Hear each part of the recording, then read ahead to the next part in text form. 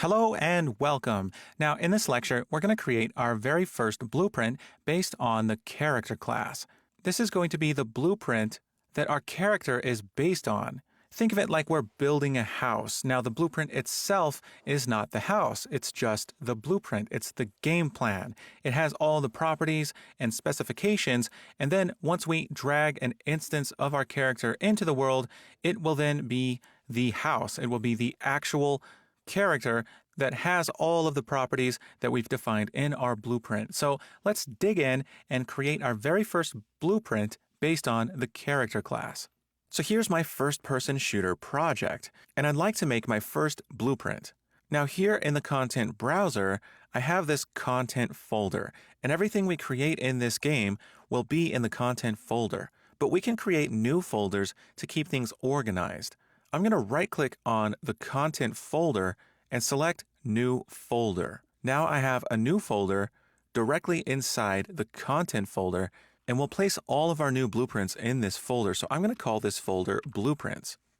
Now we can create new folders inside of folders. I can right-click on the blueprint folder here and select New Folder, or with the blueprint folder open, I can right-click here in this gray area and select New Folder. Now this new folder in the Blueprints folder will be called Character. Now I can expose this by expanding the drop-down next to Blueprints and select Character. I can also just double-click the Character folder and enter it here. Now here in the Character folder is where I'd like to create the new character blueprint. And I can do that by right-clicking and selecting Blueprint Class. If I click on this, then I now have the ability to pick a parent class. This has to do with that hierarchy we were just talking about. And next to each class type, we have a short description explaining what that type is capable of. We're going to create a character blueprint. So let's select Character. And now we have a new blueprint in our character folder. Now we're going to call this FPS for first person shooter underscore character. And we now have a character blueprint. So let's double click on this to open our blueprint editor and dock this up at the top.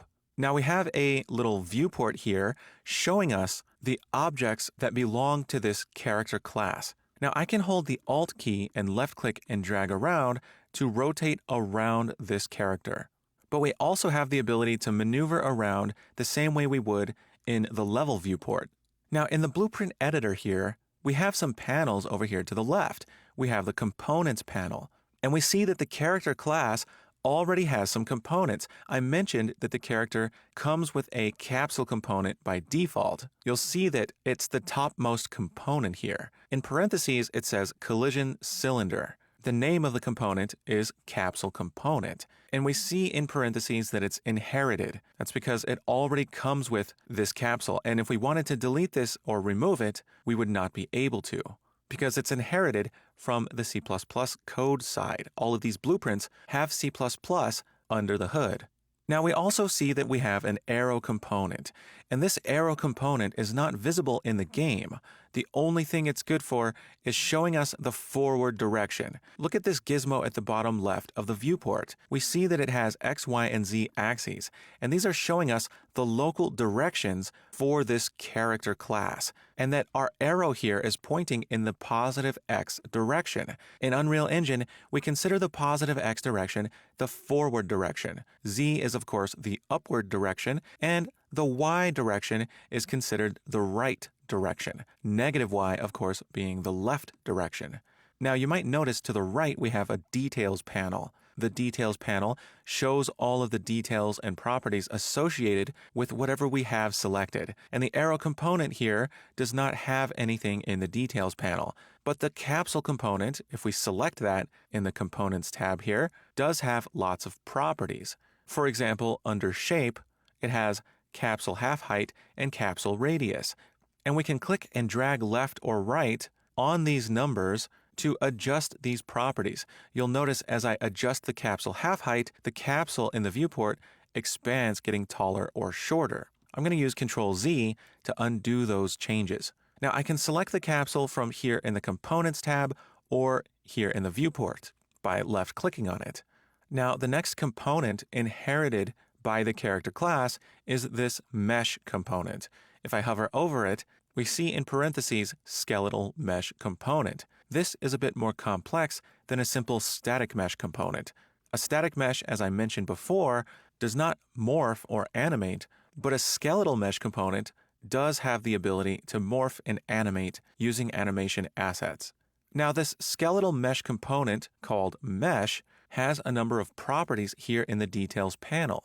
One of those properties is called skeletal mesh, and we see that it has a drop-down allowing us to select various skeletal meshes that exist in this project. And we see that there are several that exist in this project. Now, the next inherited component is this one called character movement. And this is a character movement component. And in the details panel, we see a bunch of variables that affect the way that our character can move. So this is just one of those features built into the character class that the pawn class does not have. Now, we've created a new blueprint based on the character class. And I'd like to make the distinction between the default blueprint and an actual instance of this blueprint class in the world. We can add one of these characters to the world by simply clicking on the blueprint and dragging into the world. This FPS character that we just dragged into the world is what's known as an instance of the FPS character blueprint class. This exists independently from what we call the default blueprint, and that's this blueprint that we see when we open the asset in the blueprint editor. Now, this instance of the character that we have in the world has its own details panel. If I click this gray line and drag up, right next to the World Settings tab, there's a tab for the details of this instance of the character. And I can change some of the properties here in the details panel. And there's even a little window showing the components that belong to this class. For example, I can select the skeletal mesh component called mesh, and if I scroll down, I see the skeletal mesh property here. And I can click the dropdown and select any of these skeletal meshes and set the skeletal mesh property to that mesh. Now, I've selected the drone here, so this particular instance of this character blueprint that I created now has its skeletal mesh property on the mesh component set to this drone mesh. But if I go back to the blueprint editor, I see that nothing has changed. That's because this instance that exists in the world is not the same as the default blueprint. Now, I'm going to go ahead and hit the delete key with this character selected. So as a challenge, I'd like you to open the character blueprint class that we just created in the blueprint editor and set its skeletal mesh component, and I'd like you to choose the mesh_arms skeletal mesh asset from the dropdown. And once you're done, go ahead and drag in an instance of this FPS character class into the world. Pause the video and do this now. Okay, so I have the FPS character blueprint open, and I'm going to select the mesh component and set its skeletal mesh. So I'm going to click the drop down here, and I'm going to choose mesh_arms. And now we see that we have these really cool, sort of realistic looking arms. And these are going to be the arms that we use for our character in this game. So now that we have a pair of arms, let's go ahead and compile and save. And back here in the level, I can drag in an instance of our FPS character blueprint, and now one exists in the level. Now, before we wrap up this video, I'm going to go back and talk about this compile button for a second.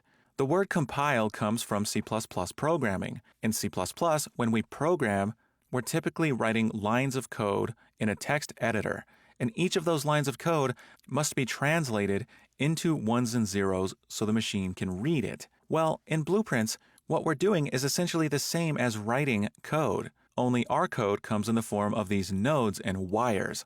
But ultimately, that code needs to be translated into ones and zeros for the computer to be able to read it. And the action of translating it into ones and zeros is known as compiling. Every time we change something on this class, we typically compile by hitting the compile button, so those changes will all be compiled into a language the computer can understand before we go and hit play to test things out. So we'll be hitting this compile button quite frequently each time we make changes to our blueprint classes.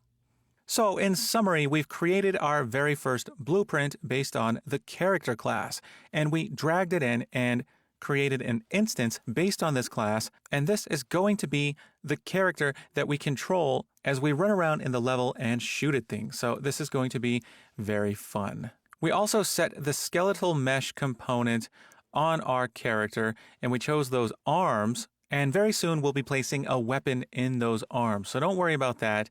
We'll get to that very, very soon. In the next lecture, we're going to continue working on this character blueprint. I'll see you soon.